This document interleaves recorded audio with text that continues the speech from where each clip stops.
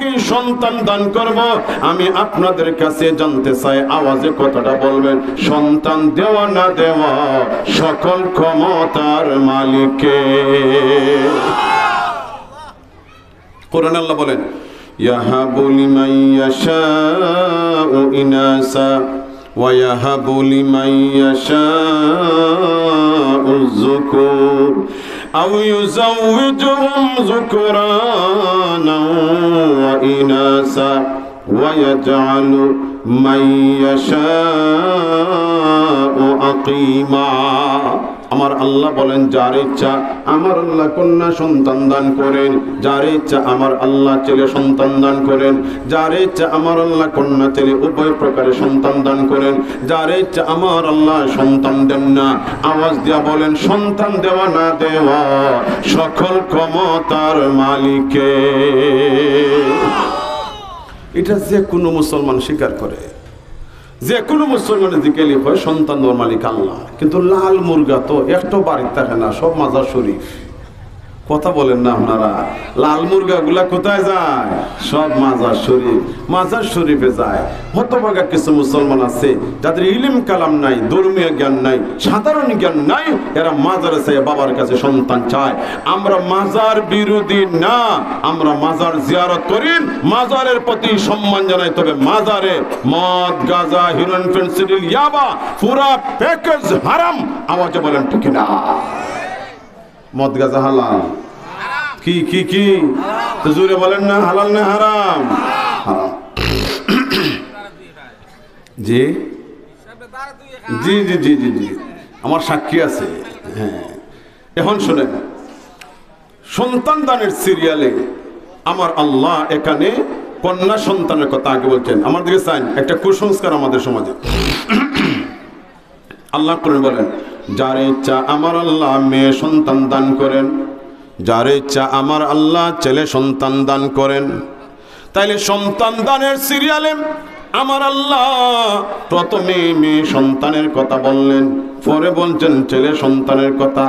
কাফির বেদিনের কথা কোরআনে আমার আল্লাহ বলেন, ওয়া ইযা বুশিরা আহাদুহুম বিল উনসা যাল্লা ওয়াজহুহু মুসওয়াদ্দান ওয়া হুয়া কাযীম। আমার আল্লাহ বলেন, কাফেরদের চরিত্র হলো, তাদেরকে যখন বলা হয় তোমার কন্যা সন্তান জন্ম নিয়েছে, সাথে সাথে চেহারা মলিন হইয়া যায়। নাউজুবিল্লাহ। আমার দিকে সাইন, কাফির ওয়ান্তের চরিত্র আল্লাহ করা। যদি বলা হয় তোমরা একটা মেয়ে হয়েছে, সাথে সাথে চেহারা মলিন হয়। বর্তমান সমাজে কিছু মুসলমানদের চেহারাটা মলিন হইয়া যায় যদি ওনার ওয়াইফের পেট থেকে মেয়ে সন্তান বলিষ্ঠ হয়। কেন কেন কেন? কিছু যৌক্তিক কারণ আছে। বর্তমান সমাজ ব্যবস্থাটা এত মারাত্মক দাঁড়িয়েছে, মেয়ে সন্তান বিয়ে দেওয়া যথেষ্ট কঠিন। কথা বলেন না দেখি আপনারা? ধনী যারা, এরা মেয়ের বাবা হইলে এতটা টেনশন নাই, তাদের লক্ষ লক্ষ কোটি কোটি টাকা আছে, মেয়েরে বিয়েও দিবে, ছেলেরে বাইক মোটর সাইকেলও দিবে, দরকার ধরলে পাঁচুরও দিবে, তাদের চিন্তার কোনো কারণ নাই। কিন্তু গরিব যারা, এরা মেয়ের বাবা হইলেই কপালটা কষে বাইজ হইয়া যায়। কেন? মনের মাঝে বাড়তি টেনশন, এই মেয়েটারে বিয়ে দিতে গেলে তো ফার্নিচার দেওয়া লাগবে, আমি গরিব মানুষ ফার্নিচার কেমনে দিব, আমার ফার্নিচার ছাড়া বিয়ে তো হয় না। মাথা তো নারায়ণ আপনারা, কইছো মাথাও তো নারায়ণ আপনারা।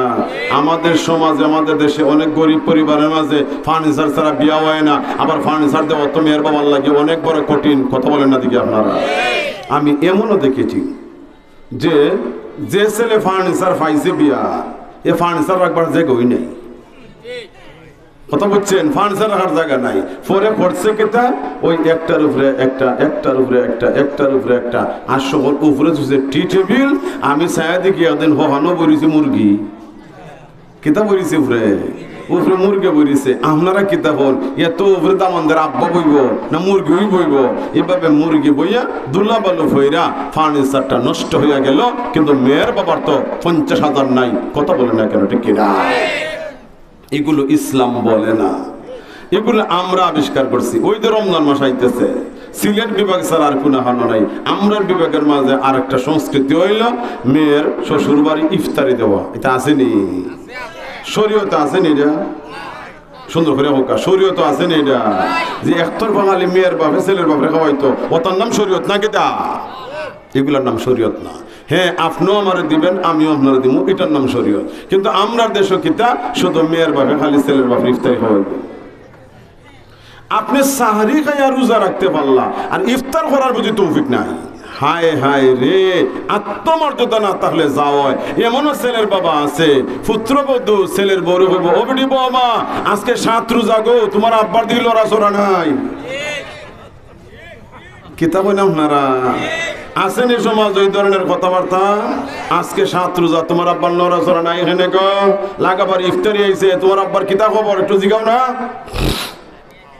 আত্মমর্যাদা না তাহার কারণে এমন হয় এখন মেয়ে বাবারে ফোন দিছে মারে ফোন দিছে আম্মা শ্বশুরের 3 দিন হয়ে আসছো আব্বারে তুমি বুঝাও মেয়ে জানে বাবার হাতে টাকা নাই কিন্তু যদিও টাকা নাই ইফতারি না দিলে এই করে মুখ থাকবে না মেয়ের মা মেয়ের বাবারে বুঝাইছে লক্ষ্য করেন এরপরে মেয়ের বাবা পার্শ্ববর্তী বাড়ি থেকে ঋণ করে টাকা এনে এরপর ইফতারের জন্য তারিখ নির্ধারণ করছে আগামী সোমবার এখন মেয়ের মা মেয়ের ফোন দেবে যে তোর শ্বশুরে বলবে সোমবারে বাড়িতে থাকার জন্য সোমবারে তোর ভাই ইফতারি নিয়ে যাইবে মেয়েটা খুশি হয়েছে মেয়ের শ্বশুরে আব্বা সোমবারে বাড়ি থাকবেন আমার ভাই ইফতারি নিয়ে আইবা তোমার আব্বারে বুঝেও কিছু নেই আমরা গোষ্ঠী নেবে ফাটাফাটি গোষ্ঠী নাউজুবিল্লাহ কইতা না আপনারা তারা গোষ্ঠী বলে ফাটাফাটি গোষ্ঠী এর অর্থ বুঝেননি আপনারা এর অর্থ হইল কেজি কমাইয়াল লইতো নাই ও আমার টাকু ভাইয়ে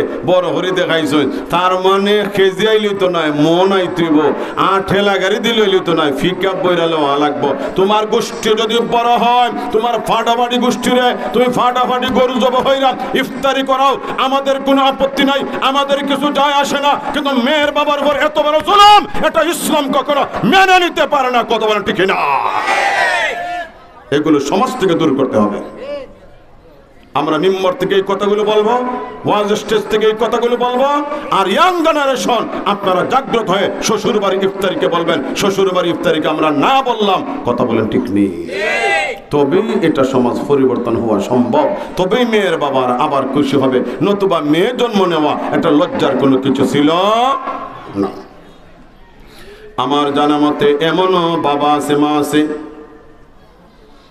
4টা-5টা ছেলে একটা ছেলে মা বাবারে দেখাশোনা করে না মা বাবারে খাওয়ায় না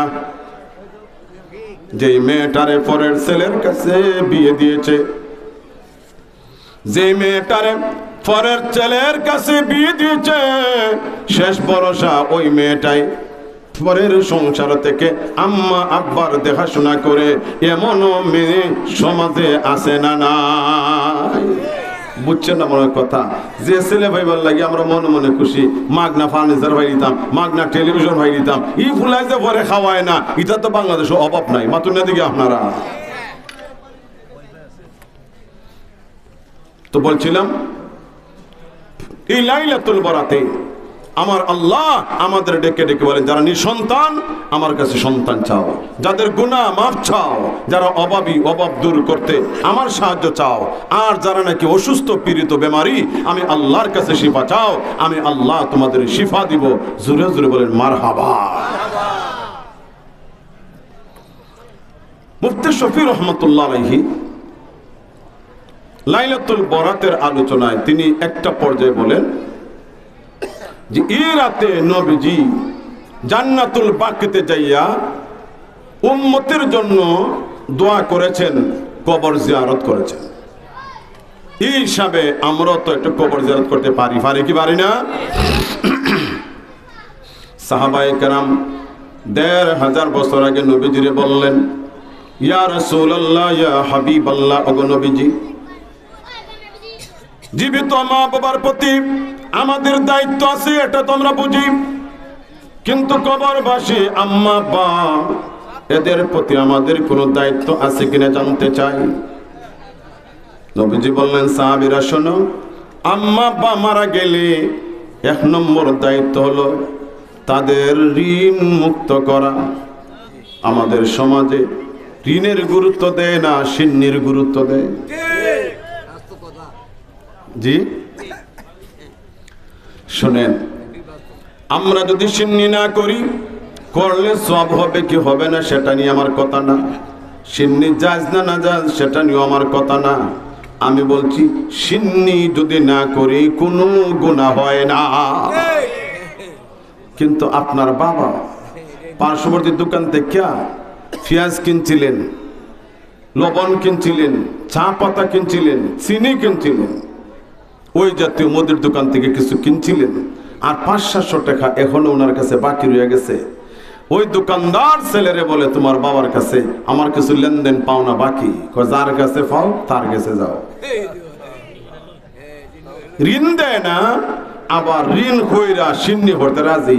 সমাজের কিছু লোক আছে, ও ভাই সাহেব চাচাজি মইরা 25 দিন তোমার দিল লড়াচড়া নাই।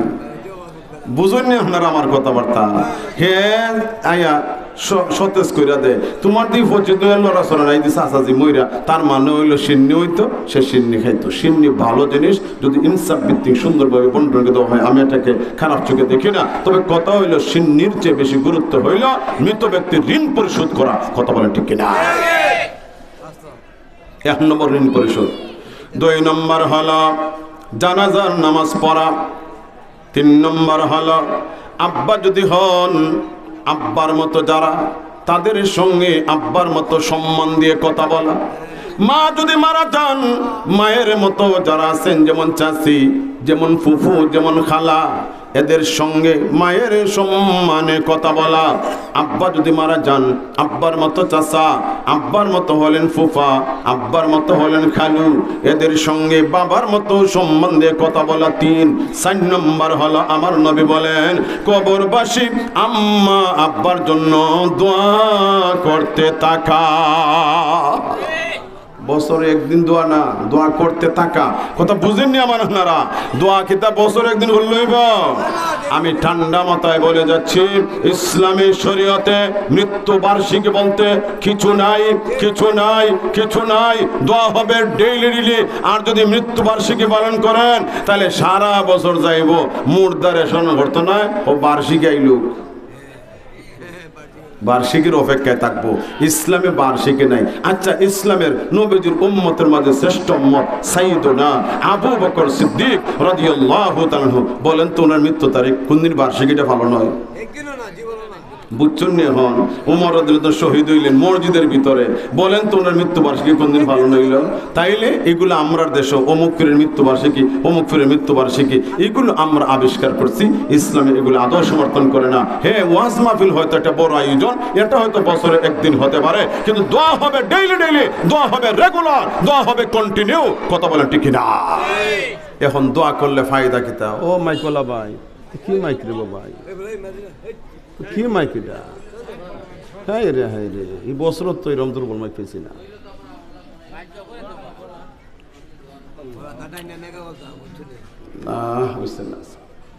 এখন শুনেন দোয়া করলে লাভটা কি, নবীজি কি বলেন শুনেন। নবীজি চমৎকার একটা দৃষ্টান্ত দিয়েছেন। সাহাবীরা বলো, একজন মাঝি নৌকা দিয়ে সাগর পাড়ি দিবে। নৌকাটি সাগরের মাঝখানে যাওয়ার পর নৌকা ডুবে গেল, নৌকা নিখোঁজ। এবার মাঝি প্রাণে বাঁচার জন্য 2টা হাত পা দিয়ে, 4টি হাত পা দিয়ে সাঁতার কাটা শুরু করলো। অনেকক্ষণ সাঁতার কাটার পর, সাগর মানে তো কিনারা পায় না, এটা তো সুরমা কুশিয়ারা না, একটা পর্যায়ে হাত পা ড্যামেজ হয়ে গেল, নিশ্চিত এই মুহূর্তে মারা যাবে, আর কোনো কথা নাই। ও সাহাবীরা, ঠিক মরণের সময় যদি নৌকাটা ভেসে উঠে আর যদি নৌকাটা পায়া যায়, তো এই মুহূর্তে নৌকা পায়া গেলে নৌকার মাঝিটা কি পরিমাণ খুশি হবে। সাহাবায়ে কেরাম বললেন, ইয়া রাসূলুল্লাহ, ইয়া হাবিবাল্লাহ, ওগো নবীজি, মরণের জাস্ট টাইমে নৌকা পায়া গেলে মাঝি কি পরিমাণ খুশি হবে, এটা আল্লাহ ছাড়া কেউ আন্দাজ করতে পারে না। নবীজি বললেন, সাহাবীরা তাইলে তোমরা ভালো করে শোনো, ওই মাঝি ওই সময় নৌকা পায়া যেই পরিমাণ খুশি হবে, সন্তানরা কবরবাসী আম্মা আব্বার জন্য দোয়া করলে কবরবাসী আম্মা আব্বা আরো বেশি খুশি হয়ে যাবে। আওয়াজ বাড়াইয়া বলি সুবহানাল্লাহ, আরো জোরে বলি সুবহানাল্লাহ।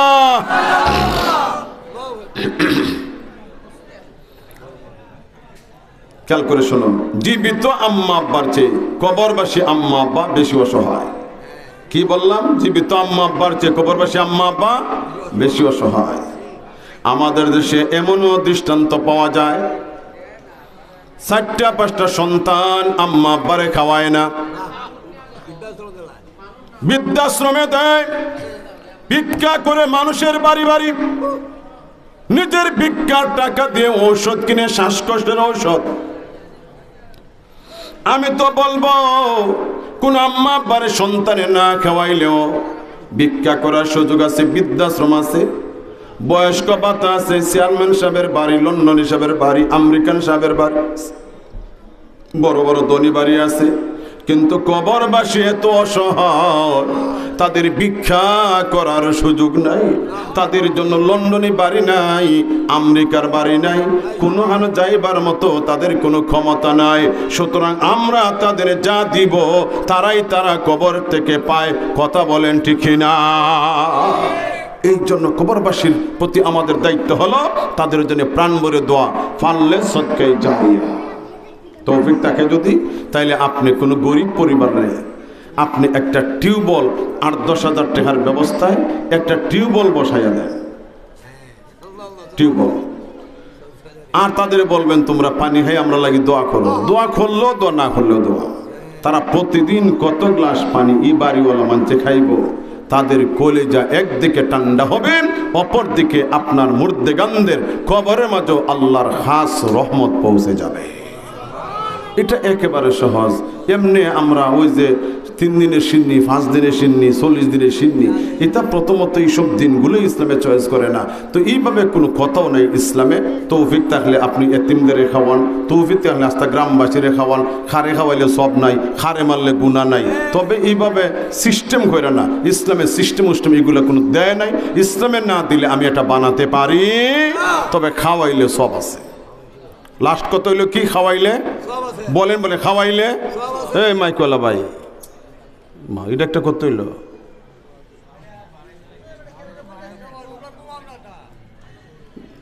তুমি এক জায়গায় রেখা দেও, তুমি বারবার এটা আপ ডাউন করো কেন? ঠিক আছে ঠিক আছে, জবাব আছে আলহামদুলিল্লাহ, আল্লাহ না, ঠিক আছে মাশাআল্লাহ। বাকি কথাগুলো বলতে দেন। টিউবওয়েল একটা দিলে এই টিউবওয়েলের পানি যতদিন চলবে সদকায়ে জারিয়া। জোরে বলেন না মারহাবা। যাদের তৌফিক আছে আপনার মুর্দার জন্য কিছু করতে চান, বার্ষিক পরীক্ষা শেষ বা শুরু, রমজান আগে শেষ, রমজানের পরে আবার মাদ্রাসাগুলো খুলবে। আপনি চাইলে কোনো এতিম বাচ্চার দায়িত্ব নিতে পারেন, যে বাবা তুমি এতিম, তুমি মাদ্রাসায় পড়ো, এখন থেকে তুমি হাফেজ হওয়া পর্যন্ত মাসও তোমার যত টাকা লাগে আমি দিব। আপনার খরচে একটা ছেলে যদি হাফেজে কোরআন বানাতে পারেন, এই ছেলে যতদিন কোরআন পড়ে যাবে তার ছাত্ররা কিয়ামত পর্যন্ত পড়তে থাকবে, আর এর সব আপনার মুর্দেগানদের কবরে যাইতেই থাকবে। তাইলে ভালো ভালো জিনিসগুলি আমরা আবিষ্কার করি সওয়াবের আসানের জন্য। কথা ঠিক আছে না? ভালো ভালো জিনিস যদি আমরা আবিষ্কার করি তাইলে ভালো মানুষ উপকৃত হবে, আর অপর দিকে আমরা মুর্দেগানদের কবরে সওয়াবও যাবে। আল্লাহ আমাদের বোঝার তৌফিক দিন, সকলে বলেন আমিন। এবার আসেন, আমরা যারা মোবাইলে ইন্টারনেট ব্যবহার করি, ওয়াইফাই ব্যবহার করি, ফেসবুক ব্যবহার করি, ইউটিউব ব্যবহার করি, আগামীকাল সূর্যাস্তের সাথে সাথে যেহেতু লাইলাতুল বারাত শুরু হবে, আমরা মোবাইলে বলবো, মোবাইল তোমারে নিয়ে অনেক রাত জেগেছিলাম, আজকে তুমি ঘুমাও, আমি শুধু জেগে থাকবো আমার মহান মওলার ভালোবাসায়। জোরে বলেন ইনশাআল্লাহ। তবে জরুরি ফোন আদান প্রদান, কাউকে ফোন দিব এটা প্রয়োজন হলে, কারো ফোন প্রয়োজনে রিসিভ করব, তবে no internet, no WiFi, no Facebook, no YouTube. অন্য দিনের মতো ফেসবুক চালাইয়া আমরা আল্লাহ প্রদত্ত লাইলাতুল বারাতের মতো সম্মানিত রাতের এত বরকতময় সময় আমরা নষ্ট করতে পারি না। 2 নম্বর কথা হলো, সূর্যাস্তের সাথে সাথে মাগরিবের নামাজ, এশার নামাজ এবং ফজরের নামাজ, অন্তত 3টা ওয়াক্ত নামাজ অবশ্যই জামাত মিস হবে না। আওয়াজে বলেন ইনশাআল্লাহ। এই 3 ওয়াক্ত নামাজ যত্ন সহকারে আমরা জামাতে পড়বই। আওয়াজে বলি ইনশাআল্লাহ। এই 3 ওয়াক্ত নামাজ কমপক্ষে আমরা জামাত পড়ব। মাগরিব, এশা, ফজর। নবীজি বলেন হাত্তা ইয়াতুলুল ফজর। আর 5টা 7 মিনিটে অথবা 5টা 5 মিনিটে সুবহে সাদিকের সময় হয়ে যাবে।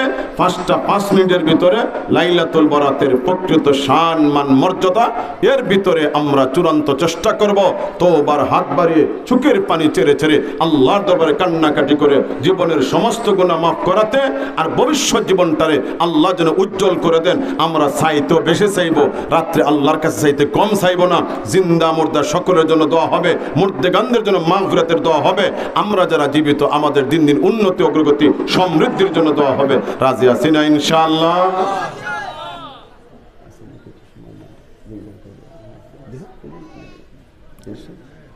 মাশাআল্লাহ। এর 15 দিন পরে চলে আসবে মাহে রমাদান। পবিত্র রমজান মাসের সিদ্ধান্ত, একটা রোজা ছাড়ব না। আওয়াজে বলি ইনশাআল্লাহ। গেল এক। আরেকটা সাহসী সিদ্ধান্ত নিতে হবে, আমরা তারাবির নামাজ একদিনও মিস করব না। আওয়াজে বলি ইনশাআল্লাহ। তারাবির নামাজও মিস হবে না। গেল 2।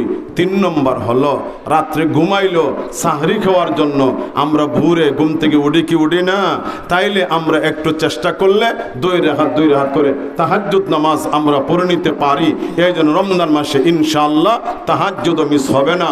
তারাবির নামাজ আমাদের বুজুর্গানে দিন বরুণার মুফতি সাহেব হুজুর, করিমপুরি পীর সাহেব হুজুর সহ আমাদের বড় বড় আকাবেরিন যারা বর্তমান জমানার শায়েখগণ যারা, তারা আমলও 20 রাকাত আদায় করে নিচ্ছেন। আমাদের কিতাব তো তারাবির নামাজ 20 রাকাত, আমরাও পড়ব 20 রাকাত। 8 রাকাতের ফতোয়া মানি না, মানি না, মানি না, কথা ঠিক না। 8 রাকাতের ফতোয়া আমরা মানছি না, মানবো না কোনোদিন। সব দিন মাথায় রাখবেন। সর্বশেষ যেই কথাটা, রমজান মাসে জাস্ট টাইম ইফতার সময় আমার আল্লাহ 10 লক্ষ গুনাহগাররে মাফ করে দেন। রমজান মাস যখন শুরু হইয়া যায়,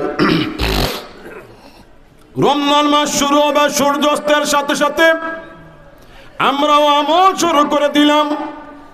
মাগরিবের নামাজের পর 2 রাকাত সুন্নত পরে আমরা যারা মসজিদ থেকে বের হই, রমজান মাসে আর বের হব না। 2 রাকাত সুন্নতের পরে 2 রাকাত নফল পড়ব।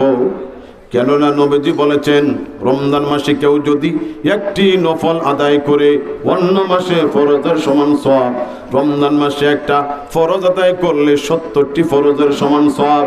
সুতরাং আগামীকাল জুমা, এই জুমার নামাজে একটা জুমার নামাজের সওয়াব রয়েছে।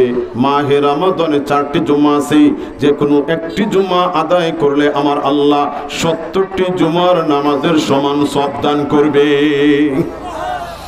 রমজান মাস শুরু, আমাদের আমল শুরু।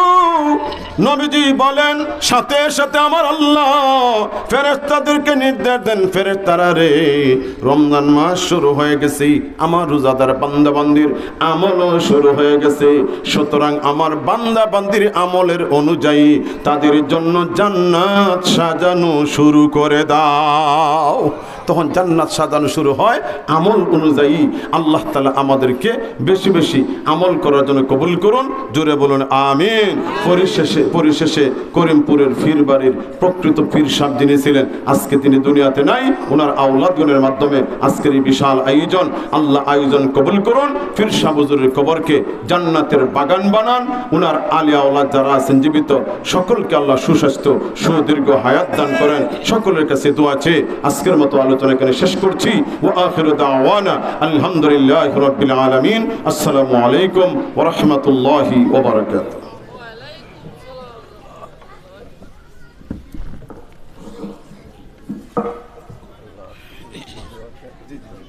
আলহামদুলিল্লাহ, হযরতকে অসংখ্য গণিত মোবারকবাদ। জাযাকাল্লাহ খায়ের, তিনি আমাদের সামনে মূল্যবান নসিহত পেশ করেছেন।